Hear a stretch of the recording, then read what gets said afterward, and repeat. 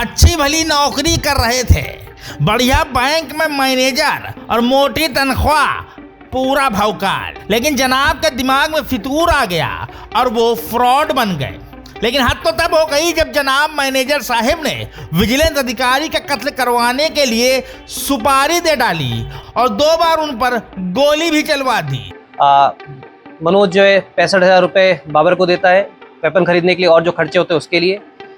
23 तारीख की शाम को जो निखिल और कार्तिक है ये लोग मेरठ आते हैं रिकी करने के लिए स्प्लेंडर बाइक से सहारनपुर से। 24 तारीख को ये वादी हैं जितेंद्र, ये इंडियन ओवरसीज़ बैंक अपना CCS यूनिवर्सिटी के पास है, वहाँ पे ये बैठे हुए हैं। इनकी पहचान बताई जाती है इन दोनों को, निखिल को और कार्तिक को।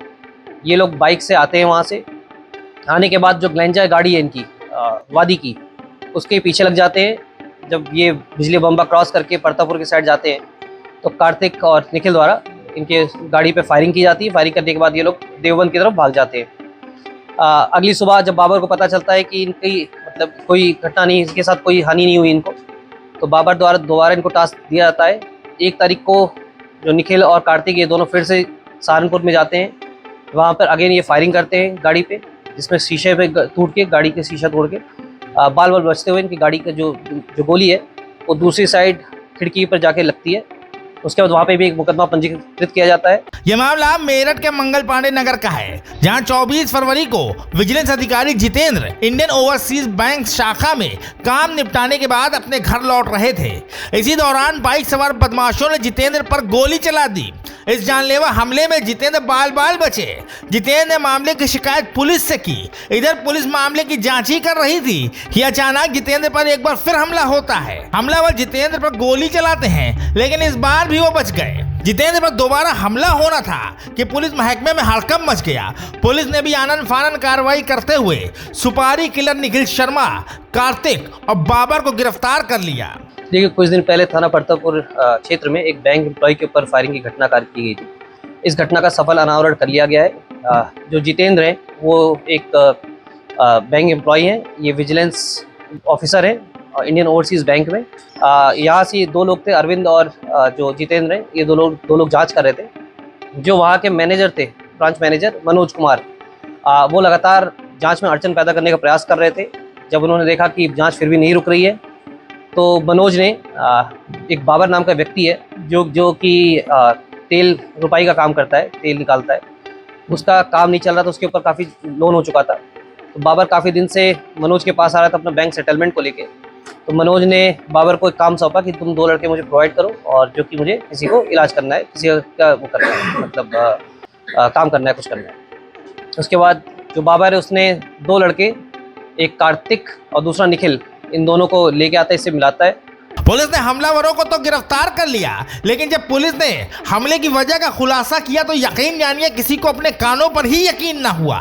दरअसल विजिलेंस अधिकारी जितेंद्र और उनके साथी अरविंद को बैंक में चल रही अनियमितताओं के ऑडिट की जिम्मेदारी दी गई है, लेकिन ब्रांच मैनेजर मनोज लगातार जितेंद्र और अरविंद पर जांच रिपोर्ट बदलने का दबाव बना रहा था।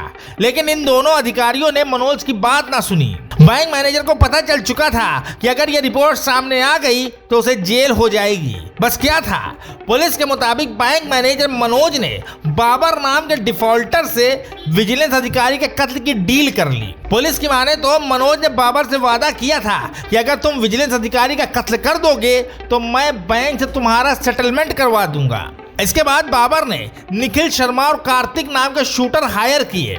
24 फरवरी के रोज सहारनपुर से मेरठ आए शूटरों ने बैंक से वापस लौट रहे जितेंद्र पर फायर कर दिया। गनीमत रही कि हमले में जितेंद्र बच गए। इसके बाद 4 मार्च को हमलावरों ने एक बार फिर जितेंद्र पर गोली चलाई, लेकिन इस बार भी जितेंद्र की जान बच गई, जिसके बाद से पुलिस हमलावरों की तलाश में जुटी थी और आखिरकार पुलिस ने निखिल, कार्तिक और उनके साथ डील करने वाले बाबर को गिरफ्तार कर लिया गया है। मनोज जो है 65,000 रुपये बाबर को देता है वेपन खरीदने के लिए और जो खर्चे होते हैं उसके लिए। 23 तारीख की शाम को जो निखिल और कार्तिक है ये लोग मेरठ आते हैं रिकी करने के लिए स्प्लेंडर बाइक से सहारनपुर से। 24 तारीख को ये वादी हैं जितेंद्र, ये इंडियन ओवरसीज़ बैंक अपना CCS यूनिवर्सिटी के पास है, वहाँ पे ये बैठे हुए हैं। इनकी पहचान बताई जाती है इन दोनों को, निखिल को और कार्तिक को। ये लोग बाइक से आते हैं, वहाँ से आने के बाद जो ग्लेंजा गाड़ी है इनकी वादी की, उसके पीछे लग जाते हैं। जब ये बिजली बम्बा क्रॉस करके परतापुर की साइड जाते हैं तो कार्तिक और निखिल द्वारा इनके गाड़ी पे फायरिंग की जाती है। फायरिंग करने के बाद ये लोग देवबंद की तरफ भाग जाते हैं। अगली सुबह जब बाबर को पता चलता है कि इनकी मतलब कोई घटना नहीं, इसके साथ कोई हानि नहीं हुई इनको, तो बाबर द्वारा दोबारा इनको टास्क दिया जाता है। 1 तारीख को जो निखिल और कार्तिक ये दोनों फिर से सहारनपुर में जाते हैं।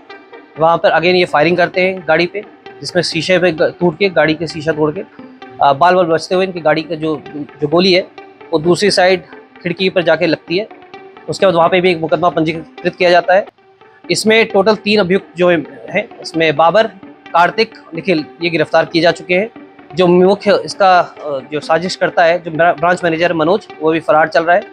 उसे पकड़ने के लिए पुलिस की 2 टीमें लगाई गई हैं और फिलहाल अभी इन्हें माननीय न्यायालय के सामने पेश कर आवश्यक विधिक कार्रवाई की जा रही है। फिलहाल पुलिस ने हमलावरों को गिरफ्तार करते हुए मामले का खुलासा तो कर दिया, लेकिन अभी भी सुपारी देने वाला जालसाज बैंक मैनेजर मनोज फरार है, जिसकी तलाश में पुलिस खाक छान रही है। Bureau report, NDTV Bharat. देश दुनिया की ताज़ा तरीन खबरों से रूबरू होने के लिए सब्सक्राइब कीजिए आपका अपना चैनल एनडीटीवी भारत।